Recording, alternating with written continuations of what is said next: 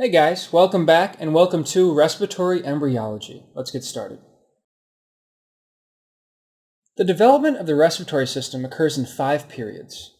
Let's take a look at the image in your first aid text to help us along with this process. The very initial phase is called the embryonic phase and surrounds the development of the lung bud from the distal end of the respiratory diverticulum during week 4. The lung bud eventually divides into 2 bronchial buds that will branch off and form the 2 main stem bronchi, giving rise to both secondary and finally tertiary bronchi. Here we can also see the pathologic development of a tracheoesophageal fistula. The next stage is the pseudoglandular stage. This stage occurs from week 5 through week 16 of development. Here the terminal bronchioles are formed from the endodermal tubules. We also see the beginnings of the pulmonary capillary network. At this stage, respiration is still impossible and thus the fetus would be non-viable at this point. The canalicular phase begins at week 16 and ends at week 26. Here, the terminal bronchioles will eventually give rise to the respiratory bronchioles and alveolar ducts. There is also a prominent capillary network now present. The most important time to point out is that respiration becomes possible during this stage, specifically during week 25. The saccular phase will occur from weeks 26 to birth, when the alveolar ducts are developing into the terminal sacs. This is also when the pneumocytes of the lung will develop. And finally, we have the alveolar phase, occurring from weeks 32 to about 8 years of age. Here, the terminal sacs will develop into adult alveoli. In utero breathing also occurs during this stage via aspiration and expulsion of amniotic fluid.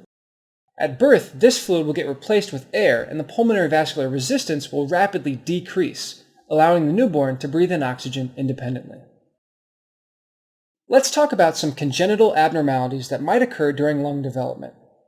First, we have pulmonary hypoplasia. This is an abnormality that is characterized by a poorly developed bronchial tree, usually occurring in the right lung. This condition is associated with congenital diaphragmatic hernia and bilateral renal agenesis.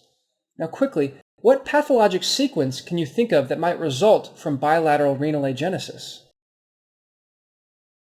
Correct, Potter sequence. When we use the term sequence here, we're actually referring to a chain of events that leads to a certain physical pathology. For example, in Potter's sequence, the final pathologic manifestation this disease is known for is pulmonary hypoplasia, secondary to oligohydramnios, or the instance of too little amniotic fluid in the uterus. The small amount of amniotic fluid leads to compression of the fetus and the developing lungs. The fetus simply runs out of room to develop properly. The sequence of events that can lead up to oligohydramnios and pulmonary hypoplasia are those that are associated with decreased production of amniotic fluid, i.e. bilateral renal agenesis, and obstructive uropathy in utero, multicystic kidney disease, or renal hypoplasia, to name a few. Another commonly tested sequence is the Pierre-Robin sequence. Do you remember the triad of this pathologic condition? Correct. Retrognathia, glossoptosis, and cleft palate. All of this occurs because of a mandibular hypoplasia defect, the actual trigger to the sequence. The next congenital abnormality we need to discuss is bronchogenic cysts. These are caused by abnormal budding of the foregut and dilation of the large bronchi. These often drain poorly and are a nidus for chronic infections. Any idea what other pulmonary pathology also causes dilation of the large airways? Well done, bronchiectasis. This is an image of bronchiectasis in the lung. We'll talk a bit more about this in the pulmonary pathology section, but notice the round, dilated airways seen in the lung peripherally. Bronchiectasis is also commonly seen in cystic fibrosis patients that have chronic infections in their lungs. Although bronchogenic cysts are congenital and bronchiectasis is a pathology process secondary to lung injury, they both create these cystic dilations in the lung tissue that are very prone to chronic infections. Flash quiz. During which phase of lung development does respiration become possible? The canalicular phase, which lasts from week 16 to week 26. Pneumocytes are high yield for the boards as they play a crucial role in both gas exchange and respiratory physiology. First, let's talk about type 1 pneumocytes. Type 1 pneumocytes make up most of the alveolar surface. Now, what's their cellular morphology? These cells are squamous cells. They're thin and flat, which make them great for gas exchange at the alveolar capillary interface. Type 2 pneumocytes are less abundant but are extremely important. This slide has been stained for surfactant, so the type 2 pneumocytes are actually showing up brown on histology to make them more easily identifiable. Type 2 pneumocytes secrete pulmonary surfactant from lamellar bodies. It's the pulmonary surfactant that decreases the alveolar surface tension. Here's a little mnemonic for you. Type 2 goes with lamellar, and the 2 kind of looks like the double L in lamellar. Interestingly, these cells can differentiate into either type 1 or type 2 cells and are the ones that proliferate during lung damage. For example, in acute respiratory distress syndrome, also called ARDS, there is diffuse alveolar damage. The type 1 pneumocytes are the ones that are mainly affected simply due to their abundance in the tissue. Once damaged, the alveolar membranes become permeable and a protein-rich fluid leaks into the alveoli, eventually forming the classic hyaline membrane seen in this condition. However, it's the type 2 pneumocytes that will begin to proliferate in an effort to regenerate both type 1 and type 2 cell populations. This concept of tissue regeneration after a pulmonary insult is commonly tested on the board exams. What other cells are important for you to know? How about Clara cells, otherwise known as club cells, as we see in your textbook? These are non-ciliated columnar cells with secretory properties. Where are they found? They're found in the bronchioles, not the alveoli. They protect the bronchial epithelium by secreting a surfactant-like solution and degrading toxins via what pathway? Very good, the cytochrome P450 pathway. Let's focus on the Clara cells column only. We see that the Clara cells are present only in the bronchioles and terminal bronchioles, but not in the alveoli. Think C for Clara and C for conducting zone, the area that these cells remain in.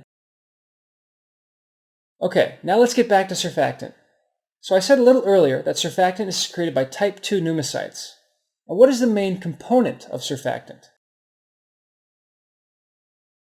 Well, it's mostly made up of a phospholipid called dipalmitoylphosphatidylcholine, which allows surfactant to decrease surface tension in alveoli. According to the law of Laplace, the collapsing pressure equals 2 times the surface tension over the radius. I think it's also helpful to sketch out the relationship for yourself.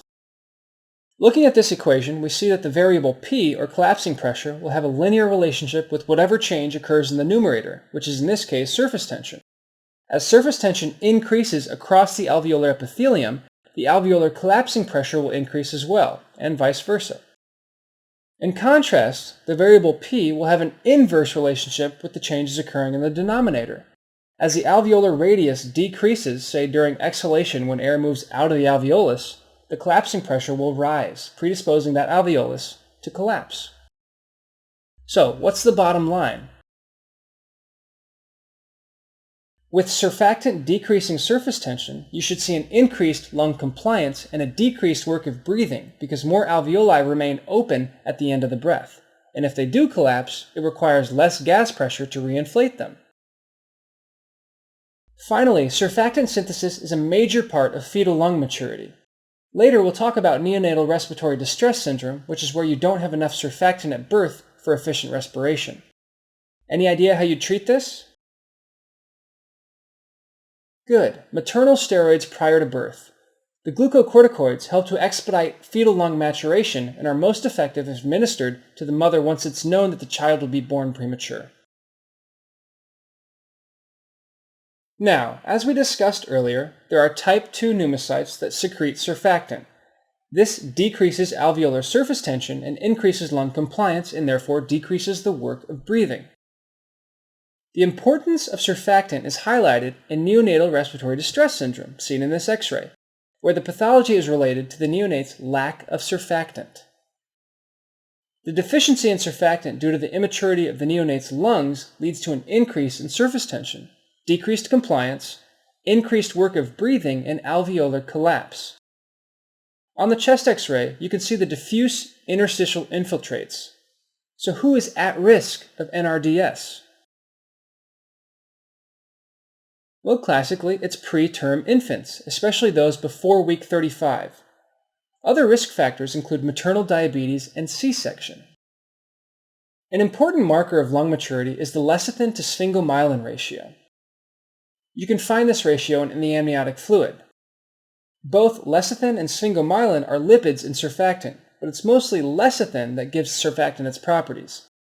Can you recall the most important lecithin molecule we're concerned about here? Very good, dipalmitoyl phosphatidylcholine. In NRDS, the L to S ratio is generally less than 1.5, whereas a ratio of 2 or greater indicates a low risk of NRDS. Survival is poor in neonates younger than 24 weeks. Interventions to improve survival include administration of maternal steroids before birth to accelerate lung maturation. You can also give intraalveolar administration of artificial surfactant after birth. Finally, you can also give a CPAP or intubation with oxygen. However, too much oxygen in the perinatal period can lead to complications such as retinopathy and bronchopulmonary dysplasia. Now, will an intubated baby develop retinopathy?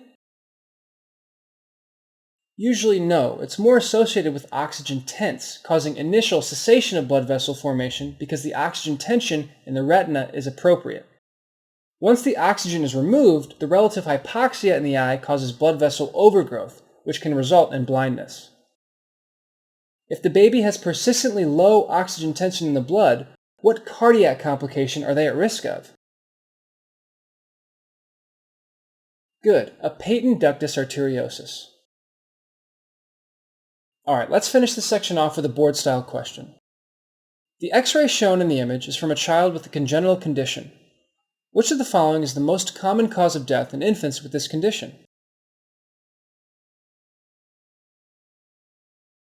The answer is E, pulmonary hypoplasia. Pulmonary hypoplasia is the most common cause of death in infants born with a congenital diaphragmatic hernia. When the pleuroperitoneal folds fail to fuse with the other compartments of the diaphragm, a hole is created that allows the bowel into the thorax, seen here. The physical compression of the bowels on the lung buds then prevents full development of the respiratory system. This compression leads to a common presentation of dyspnea and cyanosis, and unless it can be repaired surgically, eventually it can lead to death. Alright guys, that's it for respiratory embryology. I'll see you next time.